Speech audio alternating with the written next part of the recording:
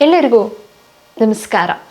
Over thinking ಅಂದರೆ ಇರೋ ಪ್ರಾಬ್ಲಮಿಗೆ ರಿಸ್ಕನ್ನು predict ಮಾಡುವಂಥದ್ದನ್ನು ನಾವು ಓವರ್ ಥಿಂಕಿಂಗ್ ಅಂತ ಹೇಳ್ತೀವಿ.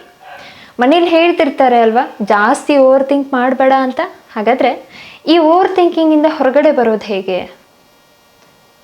ಮೊದಲನೇದು, ನಿಮ್ಮ ಫಿಯರ್ಗಳನ್ನು ನೋಟ್ ಡೌನ್ ಮಾಡ್ತಾ ಹೋಗಿ. ನಾವು ಯಾರನ್ನಾದ್ರೂ ಕೇಳಿದರೆ ನೀನು ಯಾಕೆ ಓವರ್ ಥಿಂಕ್ ಮಾಡಿದೆ ಅಂತ ಕೇಳಿದ್ರೆ ಅವ್ರು ಹೇಳೋದು ನನಗೇನೋ ಭಯ ಆಗುತ್ತೆ ಅನ್ನೋ ಉತ್ತರ ಬರುತ್ತೆ. ಹಾಗಾದರೆ ಆ ಭಯ ಅನ್ನೋದೇನು ಅನ್ನೋದನ್ನು ಹುಡುಕಿ ನಿಮ್ಮಷ್ಟಕ್ಕೆ ನೀವೇ ಕೂತ್ಕೊಂಡು ಅನಲೈಸ್ ಮಾಡಿ ಅದನ್ನು ನೋಟ್ ಡೌನ್ ಮಾಡಿ ನಂತರ ಅದಕ್ಕೆ ಸೊಲ್ಯೂಷನನ್ನು ಹುಡುಕ್ಬೋದು. ಎರಡನೇದು, ನಿಮಗೆ ತುಂಬ ಥಿಂಕಿಂಗ್ಸ್ ಬರುತ್ತೆ, ಥಾಟ್ಸ್ ಬರುತ್ತೆ ಅನ್ನೋದಾದರೆ ಒಂದು ಹತ್ರ ಕೂತ್ಕೊಂಡು ದೀರ್ಘವಾದ ಉಸಿರಾಟ ಮಾಡಬೇಕು. ದೀರ್ಘವಾದ ಉಸಿರನ್ನು ತಗೊಂಡ ನಂತರ ಅದನ್ನು ಹೋಲ್ಡ್ ಮಾಡಿ ನಂತರ ನಿಧಾನವಾಗಿ ಬಿಡುವಂಥದ್ದು. ಇದನ್ನು ನೀವು ಕ್ರಮೇಣವಾಗಿ ದಿನ ರೂಢಿ ಮಾಡ್ತಾ ಬಂದಾಗ ಓವರ್ ಥಿಂಕಿಂಗನ್ನು ಕಡಿಮೆ ಮಾಡ್ಬೋದು. ಮೂರನೇದು, be in the present moment. ಅಂದರೆ ಪಾಸ್ಟ್ ಫ್ಯೂಚರ್ ಬಗ್ಗೆ ವಿಚಾರ ಮಾಡಿದೆ, ಪ್ರೆಸೆಂಟಲ್ಲಿ ಏನಾಗ್ತಿದೆ, ನಿಮ್ಮ ಕಣ್ಣು ಮುಂದೆ ಏನು ನಡೀತಿದೆ, ಯಾವ ವರ್ಕ್ ಮಾಡ್ತಿದ್ದೀರಾ ಅದ್ರ ಬಗ್ಗೆ ಗಮನ ಕೊಡಿ. ಈ ಮೂರನ್ನು ನೀವು ಕ್ರಮೇಣವಾಗಿ ಫಾಲೋ ಮಾಡೋದ್ರಿಂದ ಓವರ್ ಥಿಂಕಿಂಗಿಂದ ಹೊರಗಡೆ ಬರ್ಬೋದು. ಒಂದು ಹೆಜ್ಜೆ ಆರೋಗ್ಯದ ಕಡೆಗೆ.